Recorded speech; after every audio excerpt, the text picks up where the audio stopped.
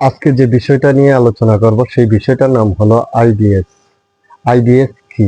IBS এর কারণ, IBS এর ধরন ও আইবিএস এর লক্ষণ, কিভাবে আইবিএস থেকে প্রতিকার পাওয়া যায়, সম্পূর্ণ তথ্য জানতে ভিডিওটা সম্পূর্ণ দেখুন এবং ভিডিওটার পাশেই থাকুন। আইবিএস কি? আইবিএস হলো ইরিটেবল বাউল সিনড্রোম। আইবিএস হলো একটা পরিপাকতন্ত্রের গোলযোগ।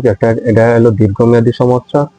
কখনো পেট ফাঁপা থাকে এবং পেট ব্যথা থাকে, অনেক সময় পাতলা পায়খানা হয়, কখনো কোষ্ঠকাঠিন্য হয় এবং মহিলাদের মাসিকের পূর্ববর্তী অনেক সমস্যার লক্ষণ দেখা যায়।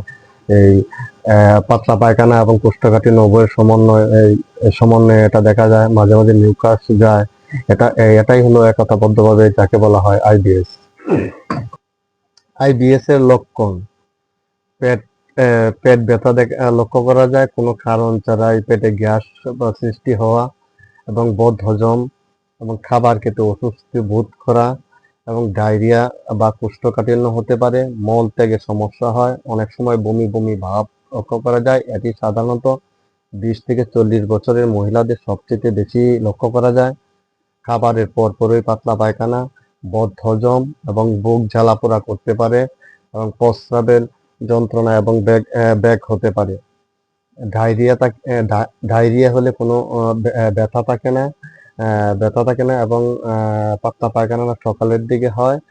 আর এটা জেনেটিক বা বংশগত কারণে হতে পারে এবং মহিলাদের মাসিকের পূর্ববর্তী সময়ে অনেক সমস্যা লক্ষ্য করা যায়। আইবিএস এর ধরন: আইবিএস হলো 3 ধরনের আইবিএস। একটা হলো পাতলা পায়খানা জনিত আইবিএস, আর একটা হলো কোষ্ঠকাঠিন্য জনিত আইবিএস, কনস্টিপেশন বা কোষ্ঠকাঠিন্য জনিত আইবিএস, আর একটা হলো পাতলা পায়খানা বা কোষ্ঠকাঠিন্য উভয়ের মিক্সড সংমিশ্রণ থাকে। এই 3 ধরনের আইবিএস সবচেয়ে বেশি বাংলাদেশে লক্ষ্য করা যায়। বাংলাদেশে আইবিএস এর কারণ, কি কি কারণে আইবিএস হতে পারে? আইবিএস এর প্রকৃত কারণ এখনো ডাক্তার বা বিশেষজ্ঞ ডাক্তারগণ সঠিকভাবে তারা নির্ণয় করতে পারেনি। তার মাঝেও কিছু কিছু বিষয় নিয়ে তারা চিন্তা ভাবনা করেছেন এই সকল কারণে আমাদের আইবিএস হতে পারে। এর মধ্যে কিছু কারণের মধ্যে হলো মানসিক অশান্তি, দুশ্চিন্তা এবং মানসিক হতাশাগ্রস্ত, অর্থনৈতিক সমস্যা। আম, কিছু খাবার দাবার আছে, খাবার দাবার যেমন দুধ, দই, কিছু গ্লুটেন মিল, রেড মিট, লাল মাংস এবং ফুলকপি, বাঁধাকপি ইত্যাদির কারণেও হতে পারে।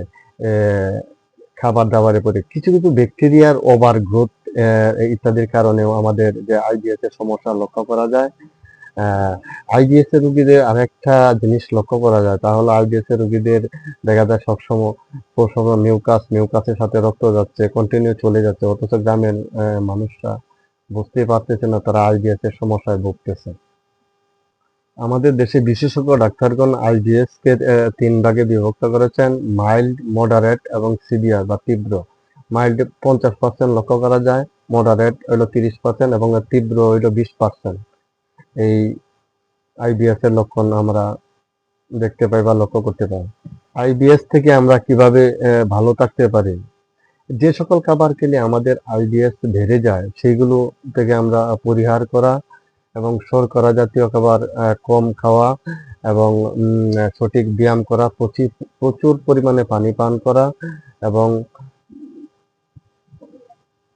আমরা ইসবগুলের ভুসি খেতে পারি। ইসবগুলের ভুসি খেলে অনেক সময় আমাদের আইবিএস এর সমস্যা থেকে অনেক পরিত্রাণ পাওয়া যায়। আমাদের সঠিক ব্যায়াম করা, প্রতিদিন ব্যায়াম করা এবং সঠিক সময়ে খাবার খাওয়া এবং যে সকল খাবার খেলে আইবিএস এর উদ্রেক বেড়ে যায় তাগুলো পরিহার করা, আঁশ বা ফাইবার জাতীয় খাবার খাওয়া এবং নিয়ম মাফিক জীবনযাপন করা। সঠিক লাইফস্টাইল ফলো করলে আইবিএস থেকে সম্পূর্ণ ভালো থাকা যায় এবং সুস্থ জীবনযাপন করা যায়।